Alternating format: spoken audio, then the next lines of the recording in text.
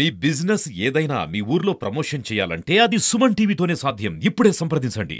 Normal గా ఇప్పుడు daily జరిగే విషయంలో కొన్ని నేను గమనించింది ఒకటి ఏంటిదంటే ఏమన్నా వస్తువులు ఇవ్వమన్నప్పుడు కానీ లేకపోతే వేరే వాళ్ళకి డబ్బులు ఇవ్వమన్నప్పుడు కానీ ఓన్లీ కుడి చేత మాత్రమే ఇవ్వమంటారు. ఇది కూడా ఏదైనా మూఢనమ్మకమా? దీని కూడా ఏదైనా సైంటిఫిక్ రీజన్ ఉందా? ఉంది. అంటే ఇది ఇంతకుముందు చెప్పినట్టే నమ్మకానికి మూఢనమ్మకానికి ఒక చిన్న గీత ఉంటుంది.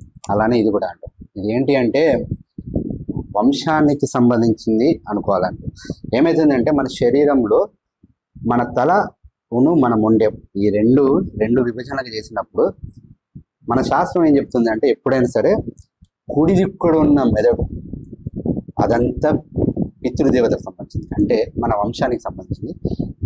ఎడమ దిక్కున ఉన్నంత నీకు సంబంధించింది, అంటే ఈ జన్మకి తర్వాతకి జరగడానికి.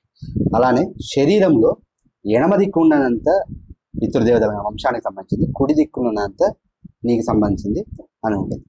ఇప్పుడు ఏంటి అంటే మనం ఏమైనా దానం చేయాలన్నా ఏం చేయాలన్నా అదేం చేస్తాము అంటే మనం ఎడమ చేత్తో ఇచ్చినప్పుడు కన్నా కుడి చేత్తో ఇచ్చడం వల్ల నీకు ప్రయోజనం ఎక్కువ. అంటే నువ్వు మళ్ళీ ఈ జన్మ నెక్స్ట్ జన్మలలో వెళ్ళాలి అన్నప్పుడు ఇప్పుడు ఏమైపోతుంది అంటే ఇదంతా నీకు సంబంధించింది అని. అందుకే అందరూ ఏమంటారంటే కుడి చేత్తో ఇవ్వు అనే దానాలు ఏవైనా కుడి చేత్తో ఇవ్వు అన్నప్పుడు అంటే అర్థం ఏంటి అంటే ఇది నీ వంశానికి సంబంధించి కాదు, ఇది నీకు సంబంధించి నువ్వు నిన్ను ఉద్ధరించుకోవడానికి ఆ దానాలు ఏవైనా సరే కుడి చేత్తు చెయ్యి అని చెప్పడానికి.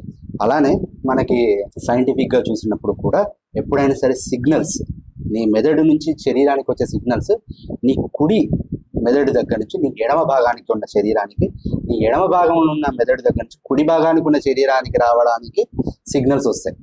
అది కూడా ఇందుకోసమే.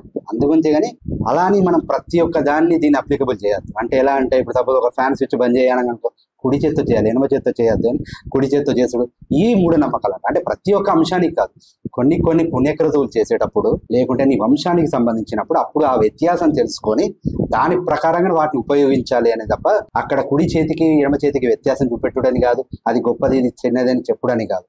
ఎలాంటి దాంట్లో ఎలాంటిది ఉపయోగించాలి అని చెప్పడానికి మాత్రమే మన శాస్త్రం చెప్పింది తప్ప దాన్ని మనము విపరీతంగా అర్థం చేసుకొని ప్రతి అంశంలో అది పెట్టుకొని దాన్ని మూఢనమ్మకం చేయాలి. ఆ నమ్మకాన్ని దాని పరిధి తెలుసుకొని మూఢనమ్మకాన్ని కాకుండా ఆ పరిధిలో నుండి నమ్మకాన్ని ఎక్కడ ఉపయోగించుకోవాలో అక్కడ ఉపయోగించుకోవాలి.